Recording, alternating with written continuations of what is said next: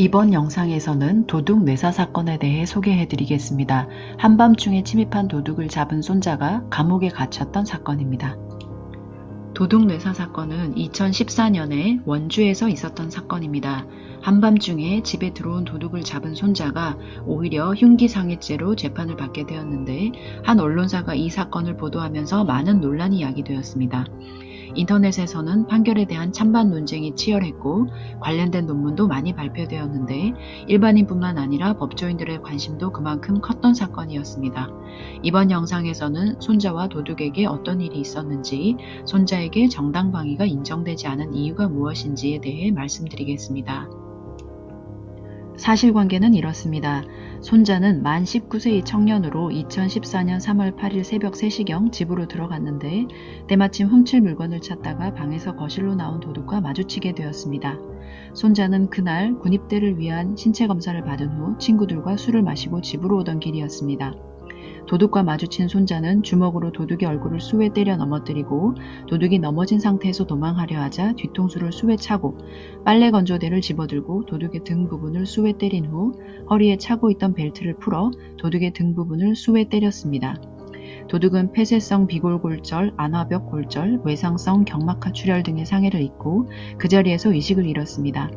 현장에 출동한 경찰이 구조대를 불러 중환자실로 후송했으나 의식을 회복하지 못한 채로 치료를 받던 중 폐렴으로 인해 2심 재판 중에 사망했습니다. 검사는 손자를 폭력행위 등 처벌에 관한 법률 위반, 흉기상해죄로 불구속 기소했습니다. 1심 재판부는 손자에게 유죄를 인정하여 징역 1년 6월의 형을 선고하고 법정 구속했습니다. 손자는 법정 구속되어 구치소에 수감되었다가 2심 재판 중 보석으로 풀려났습니다.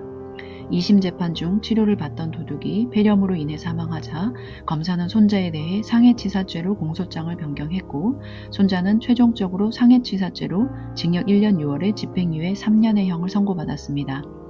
위 2심 판결에 대해 검사와 손자 모두 상고했지만 대법원은 양쪽의 상고를 모두 기각하여 2심 판결이 그대로 확정되었습니다.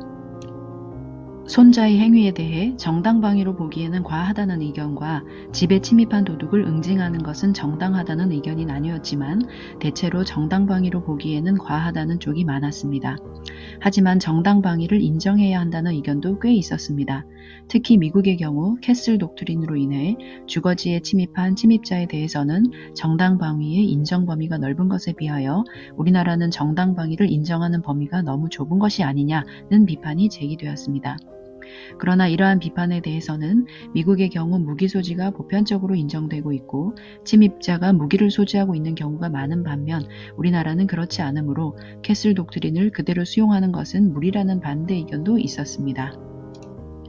서울대학교의 신동훈 교수님은 정당방위 법리와 관련하여 이렇게 설명하고 있습니다. 예로부터 복수나 결투가 활발히 행해져 왔던 서구에서는 정당방위는 자기보존의 본능에서 출발하는 자연법적 권리의 성질이 강하게 부각되어 정당방위의 지나친 가혹함이 문제되었고, 그 결과 독일에서는 정당방위의 역사는 제한의 역사이다 라는 명제가 나오게 되었고, 정당방위에 대하여 어떠한 사회윤리적 제한을 가할 수 있는가 하는 문제가 논의의 주요 대상이 되었다. 그러나 이러한 서구식 정당방위가는 아직 강력한 사회의 연대의식 속에서 정당방위의 권리적 측면을 본격적으로 체험하지 못한 우리 사회에서 오히려 법이 인정한 정당방위의 운용을 제한하는 구실로 사용되기 쉽다. 이 사건에서 법원은 1심부터 3심에 이르기까지 일관하여 정당방위를 인정하지 않았습니다. 특히 2심 법원은 정당방위를 인정하지 않은 근거에 대해 상세히 판시했습니다. 피고인이 이미 쓰러진 상태의 피해자를, 그것도 생명활동의 중추인 머리 부위를 집중하여 때리고 의식을 잃을 때까지 빨래 건조대와 허리 뒤로 추가 폭행을 한 것은 아무런 저항도 없이 도망가려는 절도범을 제압하는 수단치고는 불필요하고 과도한 것이 아닐 수 없다. 피고인의 행위는 상당한 이유 없이 피해자를 무자비하게 구타한 행위로서 정당방위가 될 수 없다. 제가 국선전담 변호사로 일할 당시의 경험에 비추어 보면 상해치사죄의 경우 유족들과 합의가 되면 집행유예가 되는 경우가 많지만, 합의가 되지 않은 경우에는 통상 3년에서 5년 정도의 실형이 선고되는 경우가 많았습니다.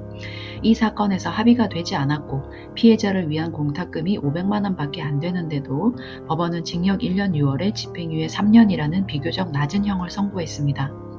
피해자가 한밤중에 집에 침입해서 도둑질을 하고 있었고 피고인이 이를 제압하려다가 일어난 경위를 감안한 것으로 보입니다.